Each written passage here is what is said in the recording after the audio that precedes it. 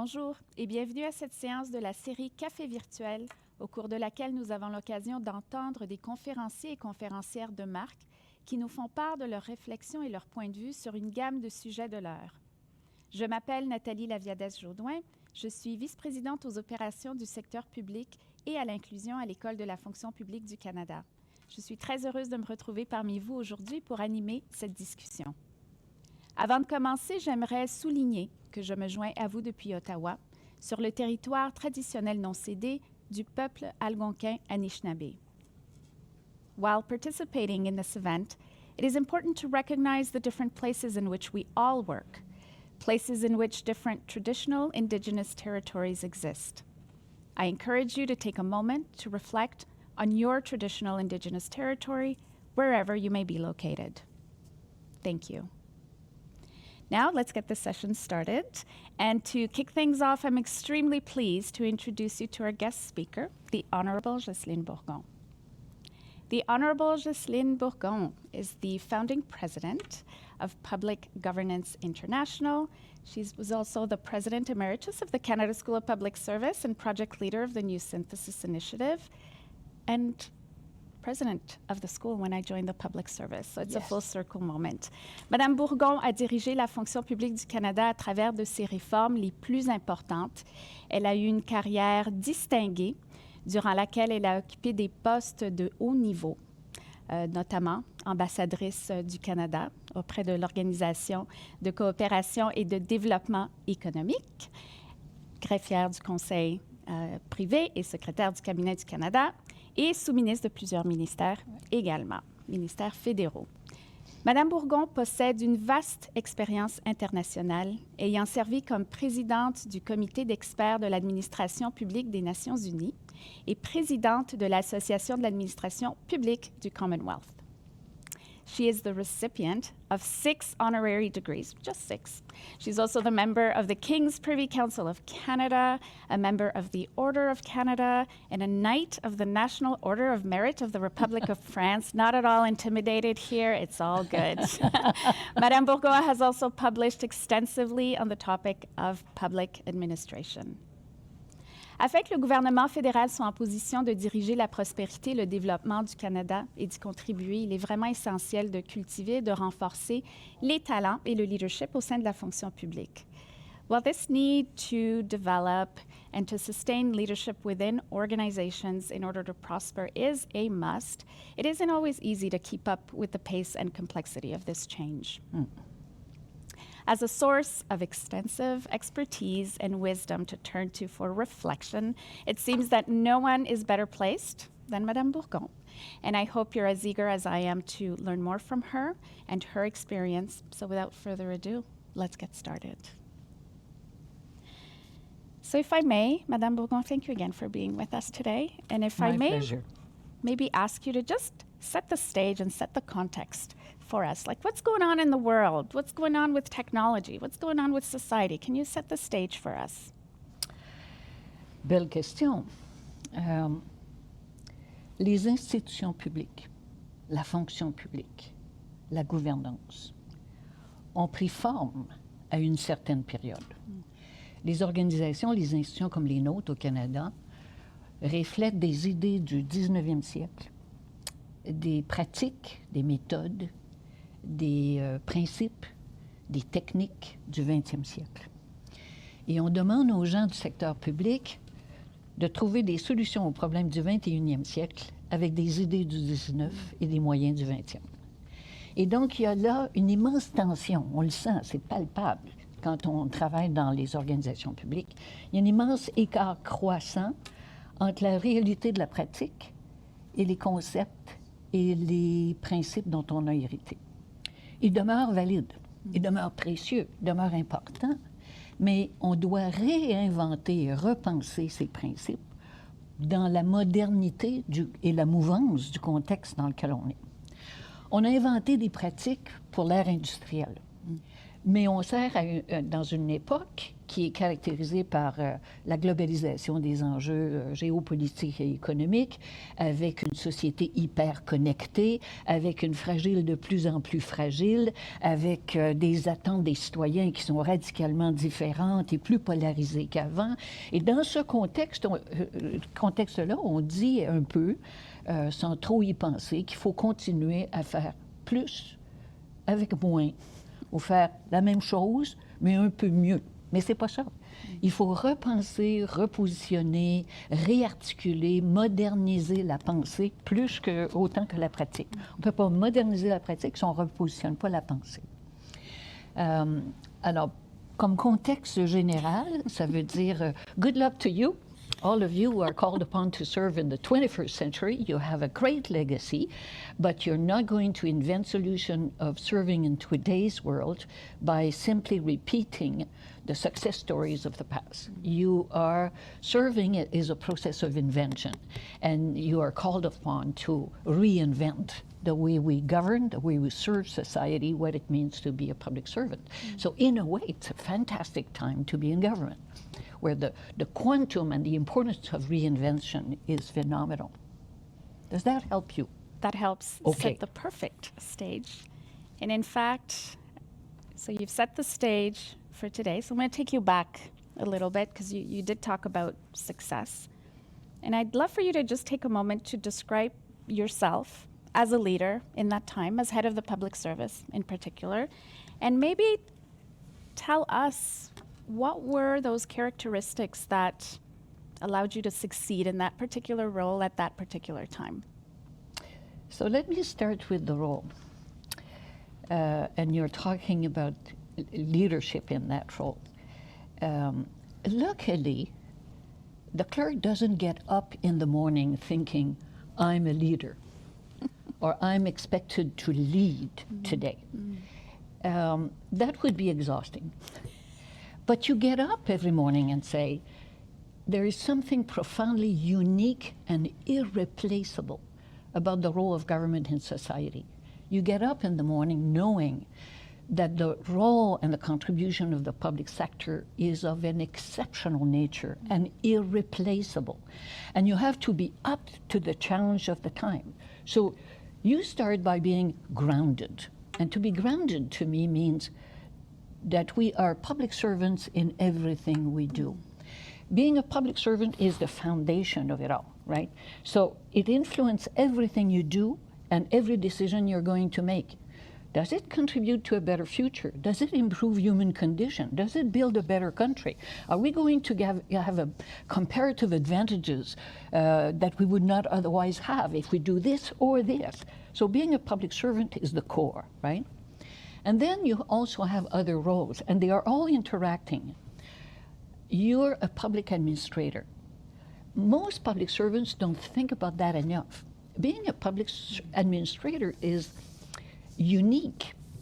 There are in any country, let's take this country, a limited number of people who have the right, to use the levers of the state to achieve results. They have access to laws and to enforcement. They have access to taxpayers' money. They can spend. They are accountable for their spending. But they have access to levers to achieve results nobody else has access to. So either we appreciate these levers and know how to use them well, or they won't be used well. So to be a public administrator comes with a unique set of responsibility. And then, not over, like if it was not challenging enough.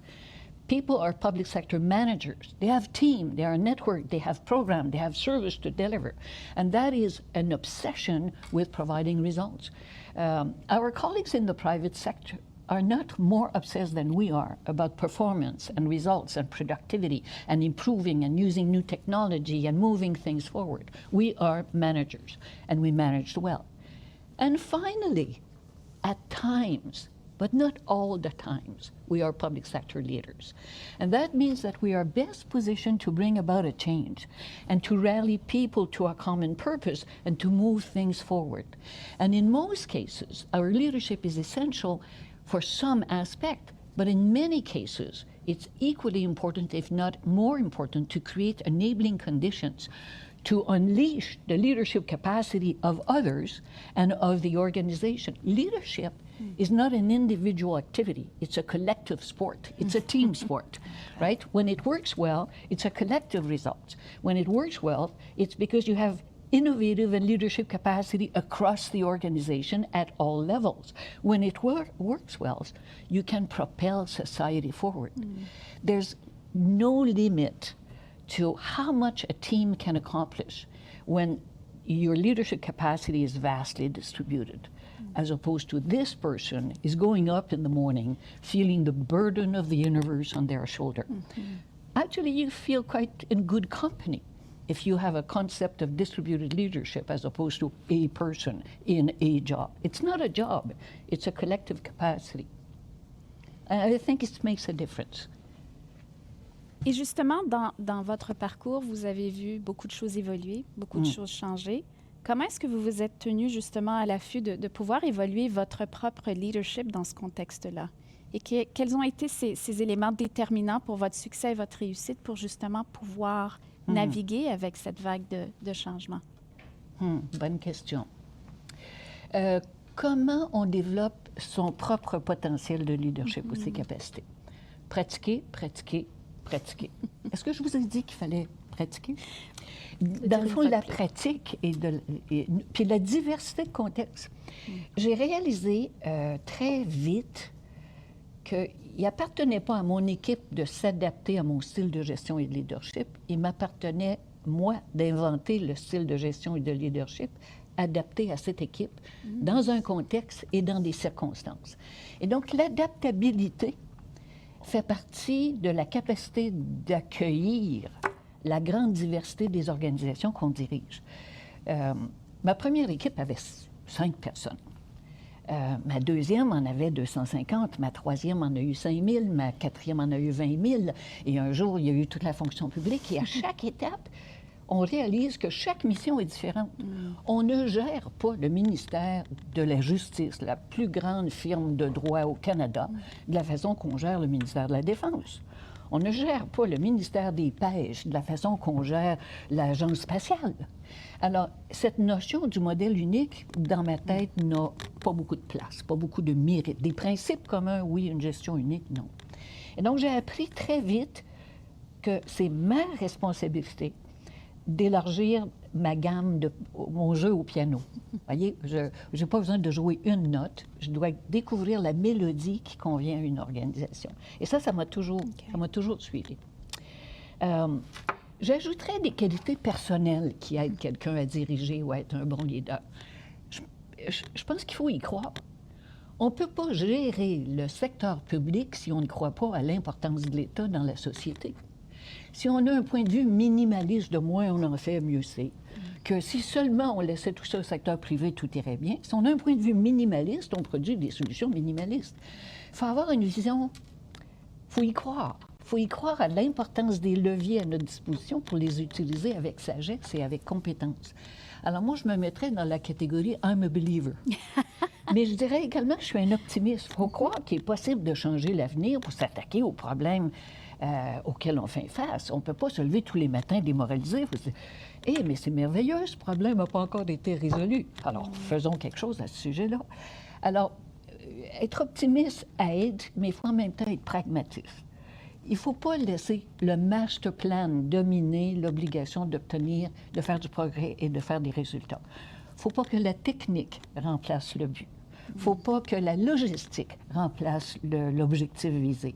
Il faut être pragmatique, c'est d'accepter le progrès et de savoir que ce ne sera pas du domaine de la perfection, mais que le progrès amène à bâtir une base à partir duquel on peut aller plus loin. Et c'est... je suis une pragmatiste. I'm going to pick up on something you said around, and I'll say it in French because that's how you said it. Il faut y croire. Il faut y croire. Et donc, cet élément de mindset. Oui. Hein, on a des compétences, on a des habiletés quand on parle du leadership, but there is a mindset. Oui. To what extent do you believe mindset, one's ability to navigate change, is critical to succeed in any leadership role? And is it, would you say, even more critical in today's context, given the Yes. challenges we're facing as a public sector? Does it matter? Yes. Is it critical? Yes. Is it increasingly important? Yes. Mindset. Let me try to zoom to the end of that reasoning and then come back. Okay. I would argue that the way you think, you, a person, a public servant in a specific position somewhere, someone I do not know, but you, the way you think has a direct impact in the way you see and frame issues. It will have a direct impact on the solutions that you will find, and it will have a direct impact on the results that will be achieved. So mindset matters. If you think narrow, you will find solution within that space. If you think on a broader scale, you're increasing the range of options open to you. If you think we must be in control and there's no room for anybody else, the way you think shapes the way you invent solutions, right? So it is absolutely critical. At the same time, that is related to a view about the role of government in society. So let me propose one. Le rôle d'un gouvernement ou des gouvernements, le rôle des administrations publiques, c'est d'inventer des solutions à des problèmes qui n'ont pas été résolus ou qui demeureraient insolubles sans utiliser les leviers de l'État.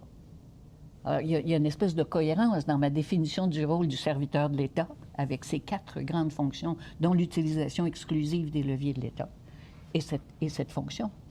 Pensez-y, le rôle, c'est d'inventer des solutions à des problèmes insolubles ou qui sont demeurés insolubles ou qui n'ont pas été résolus et qui ne peuvent pas avoir leur solution à moins de faire usage des leviers de l'État. Le rôle des institutions publiques, c'est de produire des résultats qui n'existeraient pas sans l'usage de ces leviers. Et donc, la gestion du changement, ce n'est pas quelque chose qui est là et tout le restant est en stage de maintien. La gestion du changement, c'est la mission fondamentale des institutions publiques. Alors ça veut dire la capacité d'anticiper, la capacité de voir venir, la capacité de détecter ce qui fonctionne moins bien et de le dire, la capacité d'apporter des corrections. La somme de tout ça nous amène à une capacité de s'adapter, de capacité d'inventer des solutions et la capacité de progresser. Alors, le rôle de l'État, au cœur du rôle du gouvernement et du rôle du serviteur de l'État, c'est la capacité continue d'apporter des changements qui contribuent à l'adaptation d'une société et qui donc permet à une société de continuer de prospérer. So back to the point you raised, is it increasingly important? The answer becomes obvious. The answer is yes, because you're serving in a time with an accelerating velocity of change, right? Where at the same time, the economic, social, environmental, technological, and geopolitical dimension of issues are dynamically interrelated and interacting. You're dealing with complex issues. The system has been designed, is really good, to make tough decisions. Are we going to invest more in the protection of the North versus reducing child poverty? There's nothing easy about choices, about allocation, priority setting, and so on. Tough is tough. It could be heart-wrenching, right? The system has been designed to run complicated enterprises. Everything we do is complicated. Many, many pieces must come together so that you achieve the desired outcome. Complex is different. Complex is not complicated. It's not difficult. It's complex. So you have all these factors coming together and dynamically interacting in a way that is not entirely predictable. And therefore, the capacity to adapt, to change, to navigate, to learn at a very fast speed is at a premium. There are countries that will navigate through that period of change successfully. Some will stumble. Some will be unable to adapt. And the duty of a public sector leader is to make sure that Canada will be among the country that will successfully navigate through an accelerating period of change. So is change core to the mission? Of course it is. Of course it is. So I don't know about you, but I'm just overwhelmed and exhausted Okay. already. Okay, what have I done wrong? Too much? Only because Too you've- fast? No, because this is the reality. And I think many of us, as we're navigating through this, ask ourselves, Is it do me? I have the tools? Do I have the mindset? Am I ready? Do I believe in it? Can I take this on? And so if you were to, and I'll ask you to tell me, what advice would you have for me to keep going? To not let this become so daunting that, I revert back to my comfort zone? How given your experience as a leader, maybe a future leader, any advice on how to keep up with this pace? It's here. It's a tough question, yes. Okay, so let's make it easy on ourselves. Yes. You see, that's what I've done as a clerk. I don't get up every morning saying, oh my God, I have the burden of the world on my shoulders. I get up and say, what we do is important, right? Well, that's interesting, and that's even exciting. I don't ask myself, do I serve a purpose? I serve a purpose. So why don't we go back to basic? We're public servants. That should put a smile on your face in the morning. And the next question is, I have access to levers nobody else has access to. I see things nobody else can see. I know things nobody else in my whole department, because I'm here and there's somebody there, nobody there can see what I see. And when I see something that could be better, I take it personally. I can do something about it. And if I'm willing to do something about it, maybe there are a few others around who would be prepared to join me. Now I'm at the beginning of an act of leadership. Not yet, but remember, leadership is a collective sport. So until there's an awareness of something that could be better, a change that could be introduced, big or small, it doesn't matter. But it starts here when I am every day with the resources available to me and nothing else. It doesn't start with somebody else will take care of this. It doesn't start with, oh, if only I had more resources, I could be braver. It doesn't start with second-guessing the courage of others. It starts with my own. What with, in my job, at this time, at this place, with the skills I have, no matter how small they are, with the resources I have and nothing else, what can I do with my uniqueness in my knowledge, know-how, and capacity and awareness of what is, that is sufficient to compel me to take action. It's the movement from being there to being active there. It's a big shift. So we can make it easy on ourselves, but in so doing, we make it achievable, and we make it what I was calling distributed leadership. It's not the task of someone out there. It's a collective enterprise. That's what makes the difference. But to be fair, there are skills we need to get. And there are abilities that we don't have enough of. But that is always the case. It was the case going back, every generation had to look at, in light of the circumstances in which I am, what new abilities do I need? So I'll mention just a few, Yes, okay? please. Je pense qu'il faut comprendre beaucoup, beaucoup mieux que ce qu'on comprend actuellement, la nature des enjeux complexes. Vous savez, j'ai dit rapidement, nos institutions ont été bâties pour faire des choix difficiles. Ils ont été bâties pour gérer des programmes compliqués. Mais ils n'ont pas nécessairement été bâtis pour faire face à des enjeux complexes. Et c'est ce à quoi la fonction publique fait face. Que ce soit les changements climatiques, la réduction de la pauvreté, combattre les inégalités, réduire la pauvreté chez les enfants, la place du Canada dans le monde, vous gérez des enjeux complexes. Et comprendre la complexité, c'est comprendre, ça change comment on réfléchit, le mindset you were talking about. Et il faut apporter une façon d'analyser les problèmes qui est basé sur comprendre les systèmes dynamiques, comprendre les systèmes ayant une capacité d'adaptation, system thinking, dynamic thinking, adaptive capacity thinking, collective capacity building. These things are so crucial to dealing with complex issues. So they are, like at any time, new skills that we need to bring into our portfolio and our way of thinking. The other,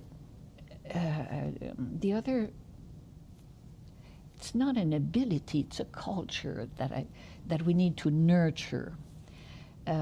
We need to learn much faster. We do learn. We do something, then we look at the results, and when we monitor, and then we think about it, and we say, well, maybe there are some changes. Too slow, too small, not fast enough. So we need to learn much faster. And I keep asking myself, where do you start, right? It's easy to say, but where do you start? It starts with a willingness to recognize when things don't work so well. And you have to shed a mentality of blame, looking for what went wrong and who's to blame. Because that is a dead end. That is stopping the learning and precluding any future learning. I mean, you need a culture that nurture, value, I would not go so far as necessarily celebrating, because then you scare people, but you need a culture that recognizes the importance of the awareness of small signals. You know, the instinct of someone close to the action saying, doesn't feel right. I don't think that's going to work so well. I don't think it will take hold in that community. I've seen this before somehow and doesn't compute, right? The issue is not to dismiss all of that, is to bring them in as fast as you can. It's not about fall fast and fall safe. It's 3 miles after what I'm talking about, which is the early detection, the early signs, the early concerns about those at proximity of an initiative to say, I have an input to bring here that could increase the likelihood of success. That's what we're after. That's what learning fast is, right? So I don't think we have yet a culture that help us bring on board quickly emerging insights. And I use emergence in the sense of complexity in a way. Something emerged that somebody detects. Leadership of proximity is very key. People closest to an issue organically are likely to see things that we need to know at very different level to improve decision. And then as soon as you have these signs, you zoom on it and you course correct very quickly. So those would be 2 things I would suggest we pay attention to. First, make it easy to yourself. Public service, public administration, public management, being the best at what we do, and public sector leadership. Be kind to yourself. And yet, we can learn to do better. Yes. Complexity is different, your time is different, and fast learning is essential. So I feel better. Okay. Thank you. So complexity, systems thinking, learn faster. Yeah. Early detection, I really like that. Which is part of learning, yeah. Où est-ce que vous situez le risque là-dedans? Ou notre relation avec ce concept de risque dans ce contexte-là? On a un concept complètement tordu. Complètement tordu. On considère qu'il y a des risques et des choses qui sont absolument pas risquées. Totalement pas risquées. Alors, si on veut réfléchir aux risques, il faut redéfinir nos concepts entièrement. Il n'y a pas de risque à prendre une initiative lorsque la situation actuelle se détériore ou ne fonctionne pas. Le risque, c'est le maintien du statu quo. Il n'y a pas de risque à penser autrement quand les idées qui nous ont supportés précédemment sont de façon évidente déconnectées de la réalité. Il n'y a pas de risque. On utilise le mot risque à tout escient. Et conséquemment, on dévalorise la gestion continue et l'évolution. Alors moi, je suggère qu'on se donne un lexique de qu'est-ce qu'un risque et qu'est-ce qui ne l'est pas. Et en politique publique, souvent, les plus grands risques, c'est de nier la réalité, de se fermer les yeux devant les lacunes émergentes, de ne pas prendre action de façon active ou proactive, de ne pas apporter les corrections nécessaires alors qu'elles deviennent évidentes. Ça, ce sont les plus grands risques. Écoutez, on peut faire une politique publique, ça peut nous prendre 5 ans avant de savoir qu'elle ne fonctionne pas, et dès qu'on apprend qu'elle ne fonctionne pas trop, bien, c'est pas si compliqué, on ramasse tout ce qu'on sait, puis on la modifie. Il n'y a pas... C'est pas une gestion de risque, c'est une gestion continue d'essayer d'avoir des politiques adaptées aux circonstances. Alors, je pense qu'on a besoin d'un lexique du risque. Le risque est différent de la gestion de crise, qui est différent de la gestion d'événements improbables, les inondations, les feux de forêt, les événements catastrophiques comme les changements climatiques. Alors, on a mêlé tout ça dans la même chose et ça a pour effet de paralyser la capacité de gérer le changement. Oui. Alors, il y a une grande gamme d'activités qui sont strictement au niveau de gérer le changement. On ne s'est pas donné non plus une méthode scientifique dans les cas où il y a vraiment des risques importants, qui est d'avoir un groupe de contrôle et un groupe de projets pilotes, puis qu'on puisse comparer les deux, puis ajuster nos paramètres ou nos politiques. Alors, il y a plein de choses qu'on peut faire si on accepte de démystifier la gestion du secteur public et ses risques inhérents. Et si vous deviez nous laisser avec un mot des réflexions de la fin? Enjoy it. It is such an exciting job, such a unique job. I mean, to change the course of events, there's not one program, not one law, not one tax credit, not one government action that is not deliberately intended to change society, change behavior in the hope that it will be better. Not one. Why do we tax? Because we want to reduce a behavior and improve another. Yeah. Why do we legislate? We want to reduce risk in society, or we want to encourage certain way of doing things. We want to move things forward, right? So everything we do is about a better future, about improving human conditions. There has to be joy and excitement in all of that. Don't sweat the minutiae. The grind, the controls, the paperwork. Keep your eyes on what matter most. And that helps you put back in its place the minutiae. It belongs somewhere, but it should not have more space than it deserves. It's there to assist. If it doesn't assist, let's think again, you know. Enjoy would be part of my advice. But there's a loaded part of that. Enjoy, but keep in mind that the job is to ensure that Canada and Canadians will be among the country and the people that will successfully navigate through an unprecedented period of change.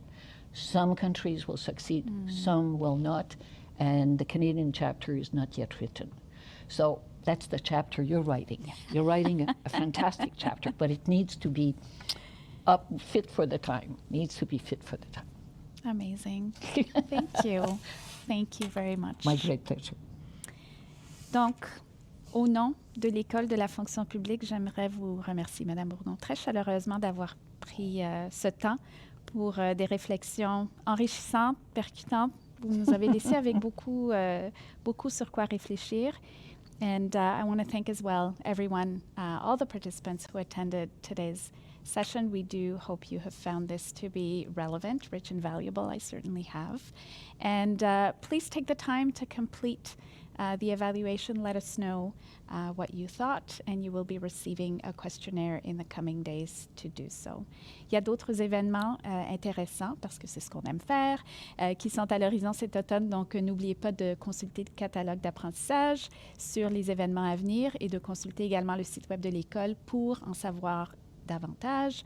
Entre autres, j'aimerais souligner que le 23 et 24 novembre prochain, nous aurons la conférence de la Communauté des politiques 2023 sur la transformation du paysage des politiques, l'essor de l'élaboration des politiques adaptatives. Donc, on voit une thématique ici qui revient. Et donc, ça va porter sur la manière de réévaluer, d'ajuster en permanence les politiques gouvernementales en fonction justement des nouvelles variables afin d'améliorer la conception et la mise en œuvre de celles-ci. So thank you again for taking the time to be with us. Thank you, Madame Bourgon, and wishing you all a great rest of your day. Merci de m'avoir invité. Au revoir.